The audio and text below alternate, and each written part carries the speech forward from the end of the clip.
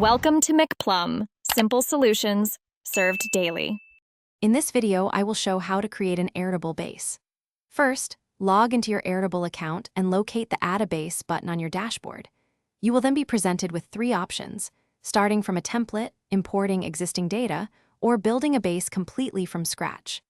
For maximum customization and control, selecting the Start from Scratch option is often the best choice, allowing you to design your base precisely to your needs from the ground up. Once you have created your new base, the next step is to understand tables and fields. Think of tables as individual sheets within a workbook, each holding a distinct set of related information. Within each table, you will define fields, which are the columns that categorize your data. Airtable provides over 20 different field types, such as single-line text, numbers, dates, and attachments, ensuring you can store virtually any kind of information. After setting up your tables and initial fields, you can customize them further. It is crucial to select the correct field type for your data, whether it is a single select option, a date, or a formula. Beyond fields, Airtable offers powerful views to display your data.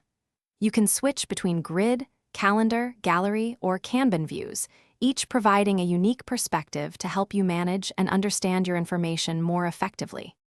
Finally, with your base structured, you can begin populating it with records.